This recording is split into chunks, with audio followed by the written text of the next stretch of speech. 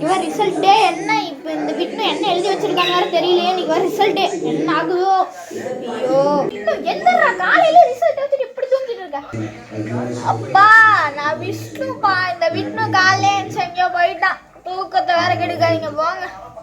என்னது ரிசல்ட்? அதுவும் காலையில எழுந்திரிச்சு போயிட்டாங்க. ஐயோ எங்க போனான்னு வேற தெரியலையே. மருதமலை மாமணியே முருகையா, தேவரின் குலம் காக்கும் வேலையா.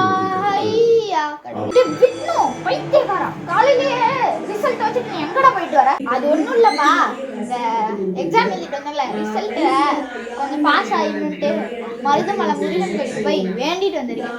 அறிவு கிட்டவனே கொஞ்சமாச்சும் அறிவு இருக்கா?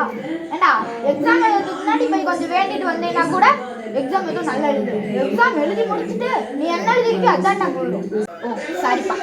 எத்தனை பர்சன்டேஜ்? அதுவா 95%. நம்பவே முடியல. சூப்பரா இருக்கணும்.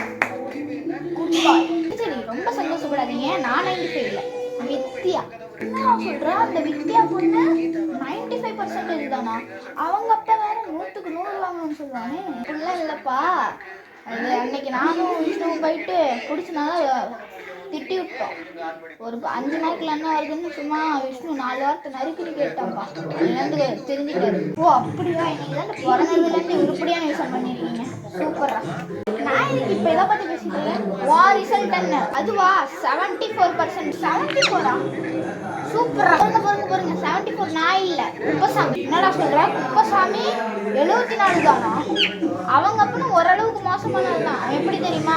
ரொம்ப பெருசாகவும் இல்லாம ரொம்ப சின்னதாகவும் இல்லாம மீடியமா இருக்குன்னு இருக்கான். அப்பனா அப்படி பண்றது ரொம்ப கஷ்டம் தான். சரி இதை பத்திலாம் எனக்கு வேணாம். நீ எத்தனை பர்சன்டேஜ் சொல்றானா? நான் 34 தான். 34% தான். என்னது 34% தானா? அறிவு கிட்டவனே கொஞ்சமாச்சும் அறிவு இருக்காடா? நான் உன்னை நம்பி பாஸ் ஆயிடுவேன் சொந்த பந்தங்கிட்ட எல்லாம் சொல்லி வச்சிருக்கேன்டா. இப்போ என்னடா சொல்றாங்க முன்னாடி? இப்படிலாம் நான் உனக்கு திட்டுவேன்னு பாக்குறியா? நீ பாஸ் ஆகுறியோ ஃபெயில் ஆகுறியோ அது முக்கியம் என்னடா. அதனால முடிஞ்ச எஃபர்ட்டை போட்டு படிச்சு எழுதியிருக்க போகுது. அங்கே இருக்கிற நீங்கள் இப்போ என்ன ப்ராங்க் பண்ண மாதிரி நானும் உங்களை இப்போ ப்ராங்க் தான் பண்ணேன். நான் 34% இல்லைப்பா, 85%. 85ஆ?